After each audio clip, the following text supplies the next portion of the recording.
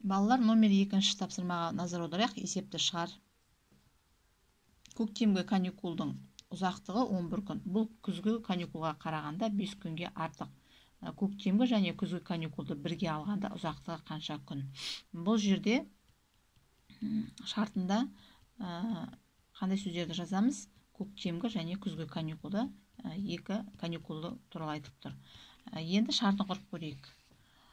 Алдымен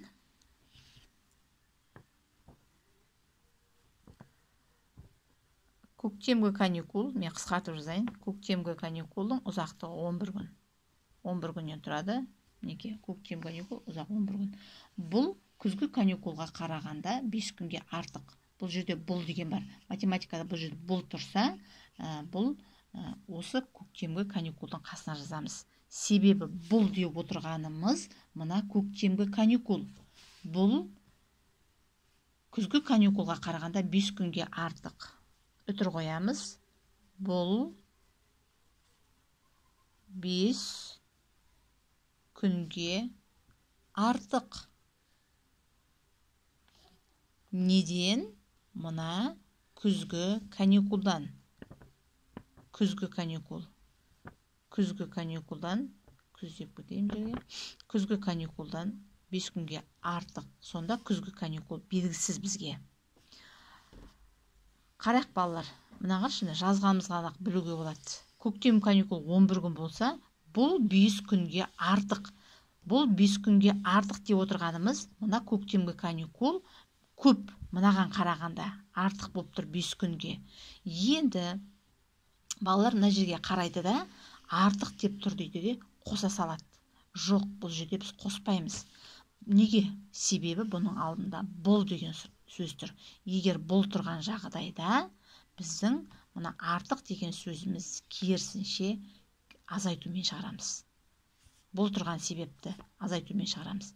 Және екінші сұрақ, көктемгі және күзгі каникулды бірге алғанда ұзақтығы қанша күн?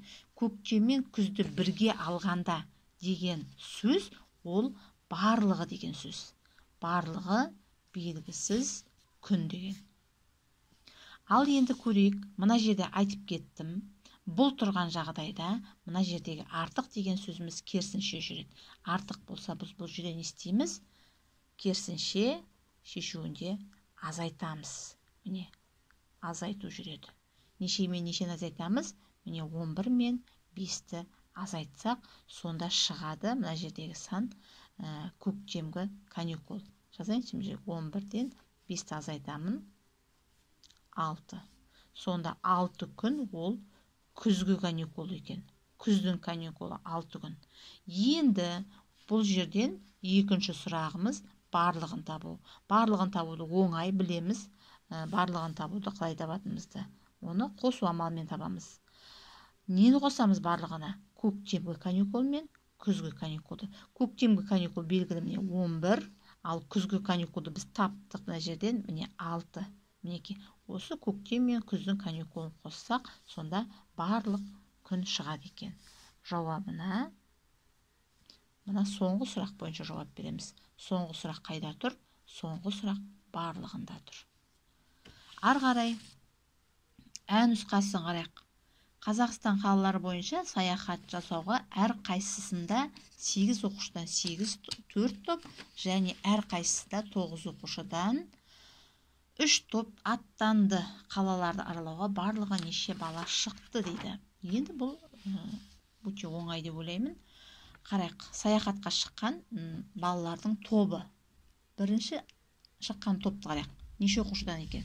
8 оқушыдан 4 топ. Қысқаша жазамыз шартын. 8 оқушыдан 4 топ. Оны жақшаға отырмыз, себебі 0 деп ойлап қалуы мүмкін. 0 деп ойлап қаламыз кейбір бала. Ары қарай екінші тобымыз 9 оқушыдан 3 топ. Неке? 9 оқушыдан 3 топ шықты. Бізден сұрайды, қалаларды аралауға барлығы неше топ бала шықты деп. Барлығы неше бала шықты дейді. Ал енді бұны қалай шығарамыз? Қарайық. Әр қайсысы деп тұр. Әр қайсысы, мінеки, әр қайсысында деп тұр. Әр қайсысы дегеніміз бір топта 8 оқушы. Қарайықшы, мына жерде суретін салып, мінеки. Бірінші топ, екінші топ, үшінші топ, 4 топ бар. Осы 4 топ шықты. Осы 4 топтың әрқайсысына 8 оқыштан. Мынада 8 оқушы, мынада 8, 8, 8. Көрдік па мінекей? 8 оқушыдан неше оқушы сонда? 32 оқушы, солай ма? Мінекей осылай өзімізше ойланып тауып алайық бірінші. 32 оқушы. Енді бізге біз қосу амалын пайдаланбаймыз, себебі бізде 4 8 жоқ мына жерде. Сондықтан мінекей 8 бен 4-ті пайдаланып біз не істейміз? 8-ге 4-ті көбейтсек, мына 32 шығады. Сонда 8 оқушыдан 4 топ деген мынадай жағдайда біз есепті көбейту амалымен шығарамыз. Шешуінде 8-ге 4-ті көбейтеміз. Сонда 32 оқушы. Енді мынауда дәл осылай 9 оқушыдан 3 топ мінекей. 3 топта мінекей 9 оқушыдан бар. Міне дәл осылай бұны да шығарамыз. Екінші амалымызды шығарамыз дәл осылай.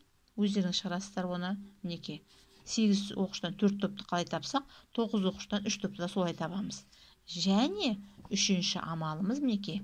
Мінекей топты тауып алдық. Мына топта неше бала бар екен таптық. Мына топта неше бала бар екен таптық. Тапқаннан кейін барлығын табамыз. Барлығын табу үшін не істейміз? Қосамыз. Мына екі топтан шыққан балаларды бір-біріне қосқан кезде барлық баланың саны шығады. Жауабына мінекей мына сұрақ бойынша жауап береміз. Бұл сұрақ барлығы деген сөз. Жауабына барлығы неше бала, соны жазасыздар. Алдыңғы есептерде де бұл деген сөз келеді. Сол кезде мықтап есімізге сақтап аламыз. Бұл жүрген жағдайда бұл жердегі артық десе керісінше ке болатынын есімізге сақтайық.